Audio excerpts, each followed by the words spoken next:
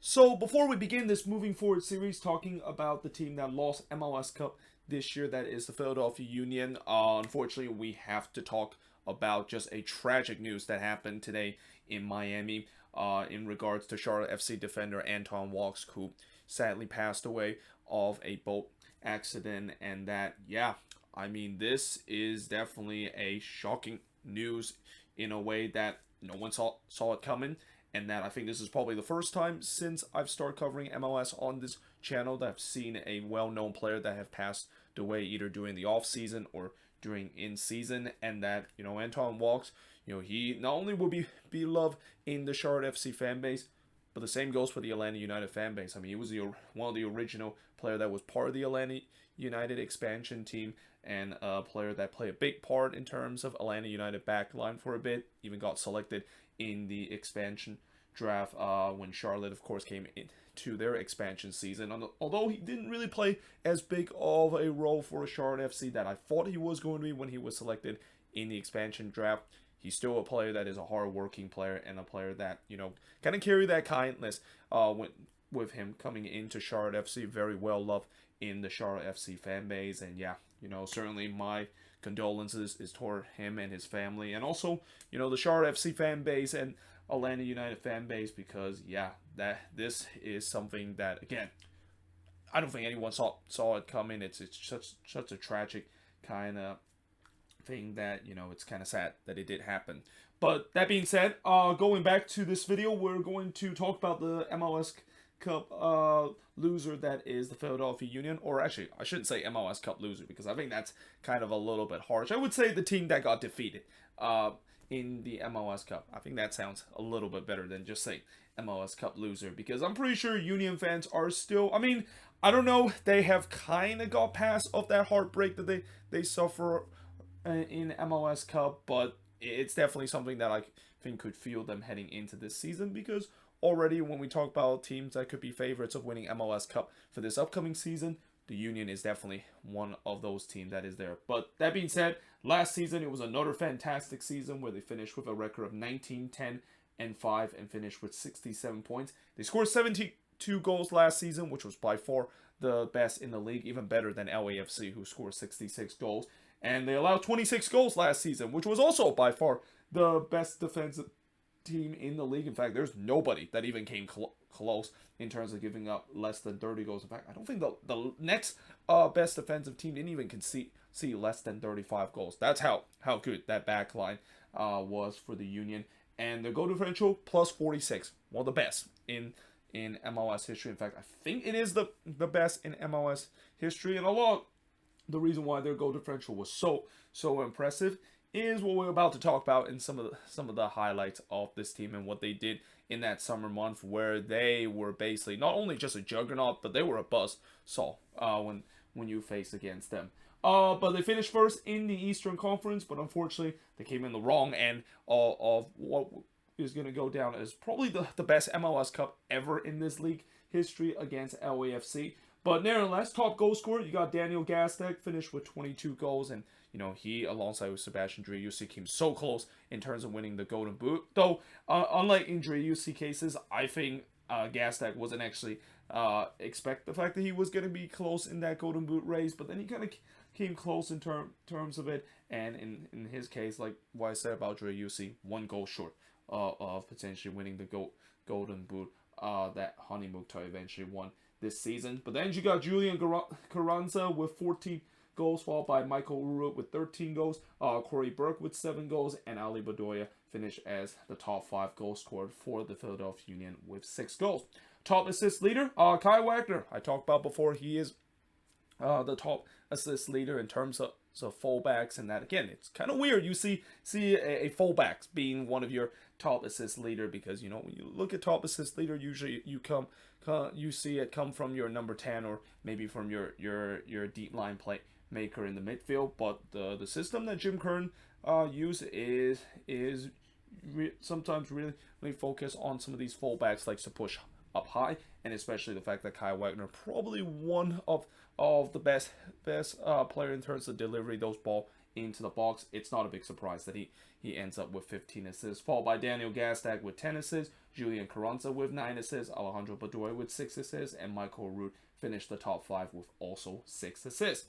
So what are some of the highlights of the Philadelphia Union? And there is just so much highlights the Union, of course, has had that simply, if I mention every single highlights for the Union, this video will probably be 30 minutes long. But obviously the biggest highlights of this team is that they probably had the greatest 13-game stretch we have ever seen in league history. And that's saying something, because we have seen some great teams in MLS. We saw the Tata Martino Atlanta United free scoring team. We saw the Galaxy with David Beckham, Robbie Keane, and those Bruce Arena team in the early 2010s. And even if you want to go really old school, going when the league was founded back in '96, we had the Echeverry kind of showcase for that DC team, and alongside with Jaime Moreno, that put really the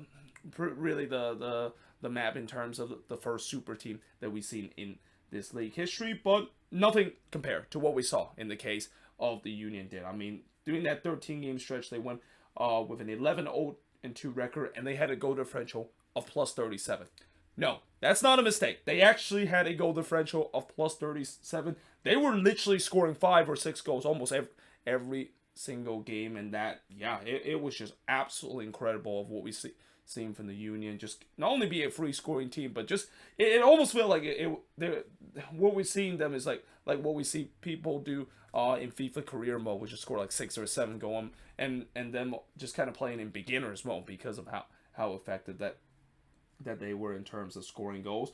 And then, of course, the most 6 goals win any team has ever had in MLS history. I mean, it's quite amazing that, again, going back to that stretch where they were an absolute bust. So if you run into the Union, and if you, of course, give up 1 goal, then, yeah, they're not going to show you any mercy. They're going to score 2, 3, 4, 5, and 6 next thing you know. And that, so far, I think this season alone, we probably saw a lot of teams that have suffered the most embarrassing loss in their franchise history, and all of them probably came in the hands of the Philadelphia Union because of how dominant that it is. And in the case of of them too, I think there was even one team that unfortunately was DC United that probably suffered 2 of the worst losses in their franchise history just alone by the same team.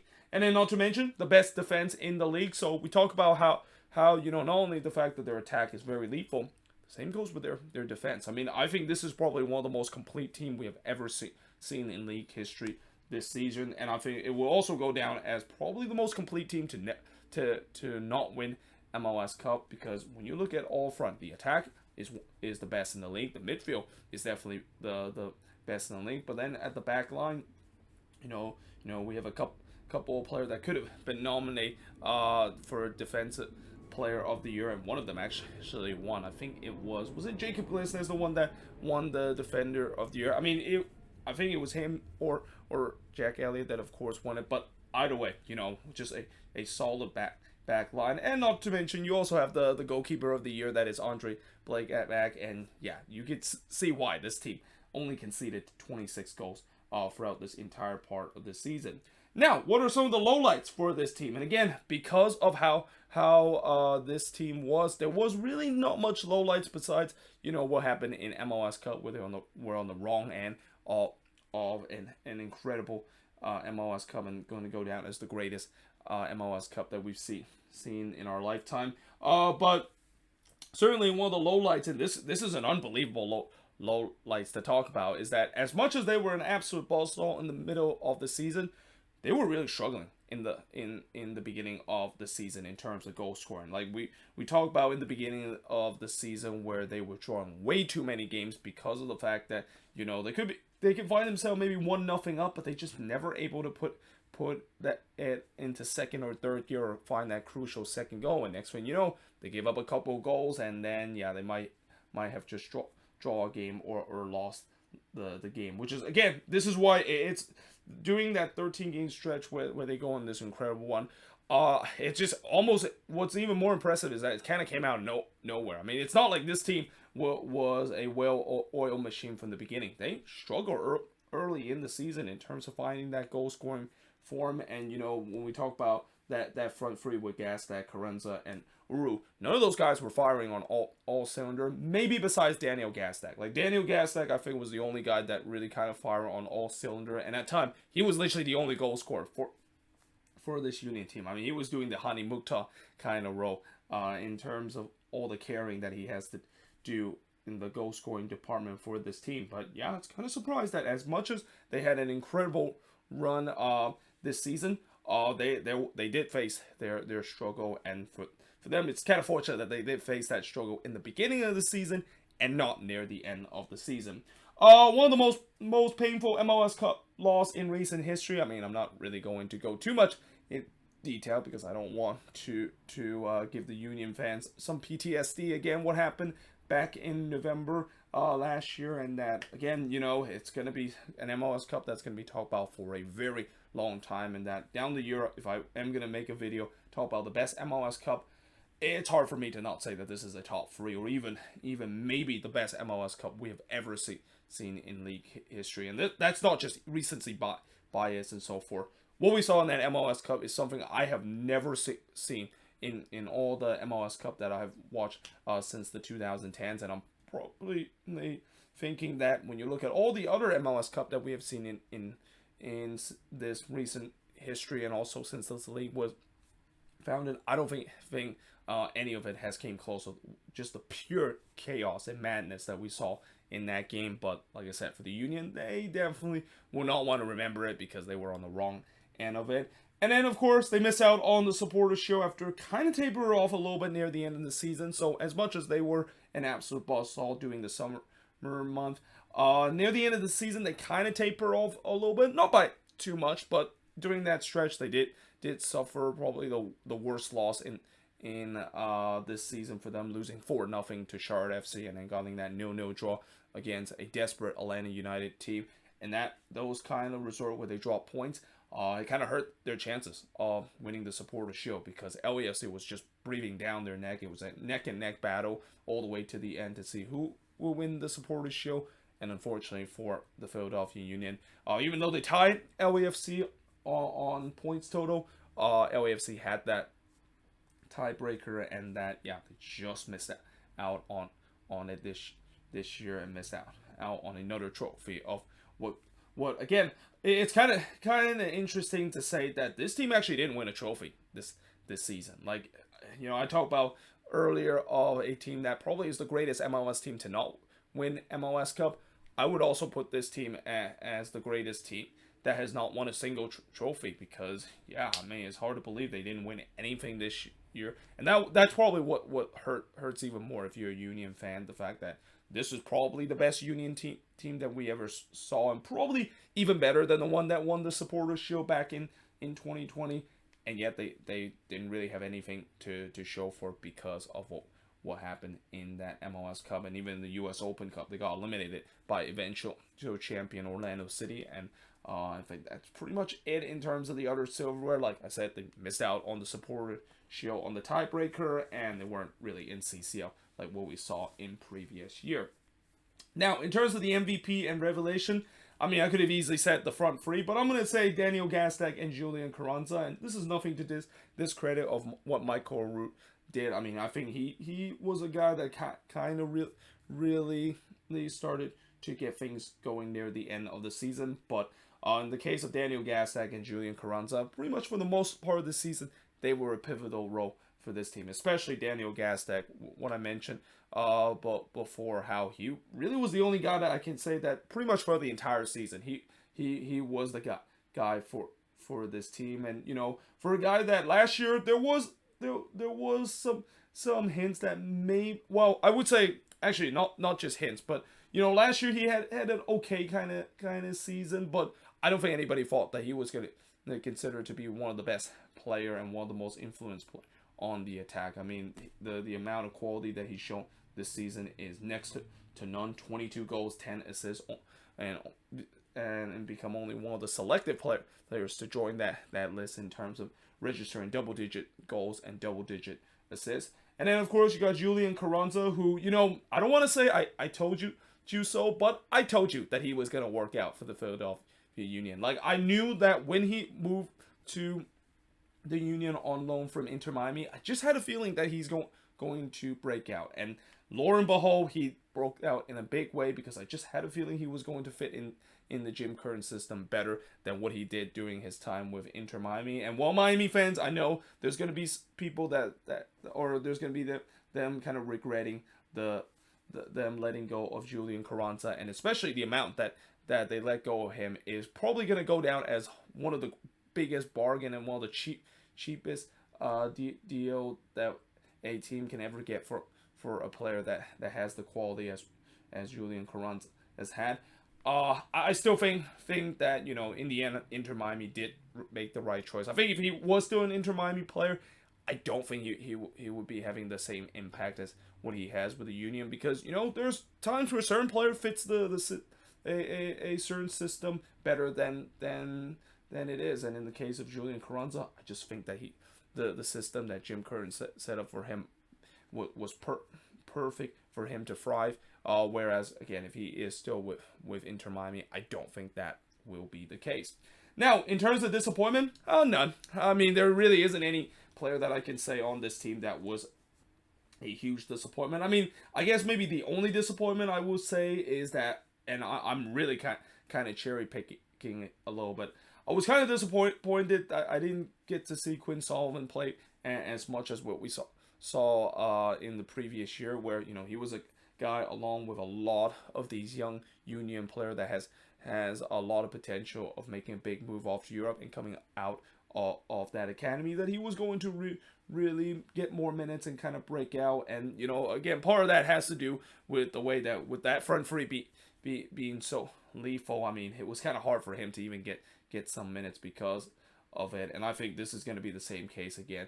Knowing next season, it seems like that front three is still going to be there, which, in the case of Quinn Sullivan, that this does get interesting. The fact that, I can see that he definitely has potential to be a good player, and he could be another one of those Union player coming out of the academy and get a big money move to Europe. But, and this might sound crazy, but maybe he might need to think about making a move either to another MLS team or just go to Europe straight away, because I don't think he's gonna get a lot of minutes unless if the Union have one of their front three players suffer a bit of an injury setback, because last season he didn't really had a lot of minutes. And one of the things, if you're a young player, you want to get minutes to continue to develop your career. You don't want to sit on the bench behind a player that is basically the star of this team, and a player that has been a regular starter. So yeah, again, as crazy as this might sound, maybe Quinn Sullivan might be thinking about making a move somewhere else, or maybe he might be ready enough to make the jump to Europe, which I think that's more of a riskier move, because he's still a very young player and still a very raw player, and that we have seen before where maybe some player make the move a little bit too soon. They haven't really developed their career enough where they're getting ready for the intensity and the unknown that is playing in Europe. Now, in terms of moving forward for the Union, now what's a big surprise for this team this offseason is that they really haven't sold any of their key player for a big transfer fee. Now, before you say, well, what about Paxton Aronson? They agree with that deal from last season, so that does not count in terms of what I expect them to once again sell some of their key players for a big transfer fee. I mean, that's kind of the philosophy that they have, and really kind of the philosophy that MLS wants their team to have, which is develop some good young player and eventually sell them off for a big amount. Now, that's not saying that they still couldn't do that, because they definitely had some asset that they can sell off, especially in the fullback position. There's been a lot of talk of Kyle Wagner potentially moving on, and again, I'm kind of surprised that they haven't moved on from him yet. I'm pretty sure there's a lot of offer for him throughout this offseason, but there's really haven't been any news regarding when exactly the Union is going to pull the trigger and accept a big offer for Kyle Wagner. And the same goes with the other fullback in Olivier Baizo. I mean, he even played with the Cameroon national team in the World Cup, and although he didn't really have the best showing during the World Cup for Cameroon, he's another player that could command a big transfer fee. And that again, it's kind of interesting that they have kept most of their guys including those that maybe move on to Europe for a big amount of money for this off season. But maybe that's just because they know that they want to keep these guys so they can once again potentially make another push for MLS Cup. Like, I think this team, there is no doubt that they are loaded for another cup run and are still the team to beat in the Eastern Conference. Like, there's a lot of teams in the East that have gone better, but I still think the Union are the cream at the top, and that they are most likely could be the team that could make it to MLS Cup once again next year, especially with how loaded their team is from top to bottom. And also going back to the whole Wagner and Bizo situation, you know, oh, excuse me there. In case when they do sell both of those guys, you know, they definitely need to maybe think about a backup option for them. I mean, mostly on the position that Kai Wagner is in, where, you know, when you look at the backup that he has, I mean, the only notable backup for Kai Wagner is Matt Real, and Real hasn't really been playing a lot of minutes for this Union team, and there's certain unknown factor of can he fill in the big shoes that Wagner maybe will be left if he is going to be sold off. Now, in the case of Bizo, at least they do have a decent backup option for him in Haria out there on the right back. I mean, I've seen him play a couple of times. He is definitely a studs, and definitely another one of those players that come out of the Union Academy and can definitely have a great future, potentially sold off for a big amount of money. But yeah, that's definitely something that they're going to be thinking about it. But the good news for the Union is that, you know, despite the fact that they have sold some of their big asset in recent years, they haven't really suffered a drop off, and a lot of that has to credit with the way that, again, the Union Academy along with FC Dallas are probably the best in the league, and this team, you know, they have the ways, and also not to mention in terms of this front office that Ernest Tanner has done, you know, and how they've been able to do a really good job in terms of scouting players that will work out. And also Jim Kern, you know, there's a reason why he has won Coach of the Year for the past couple of years, probably one of the best head coaches and one of the most well tactical coach that we've seen in MLS in recent years. And yeah, when you add all those cases, it's no wonder why the Union could be in for a chance to make another run for MLS Cup heading for this upcoming season. But let me know in the comments below, what do you think of this video? And if you're a Union fan, what do you think was the highlights, the lowlights, MVP, revelation, disappointment, and moving forward, how is this team going to look heading into next season? But until then, hope you guys enjoyed this video. If you do, make sure you guys do like, smash the subscribe button, and yeah, I of course will see you guys next time.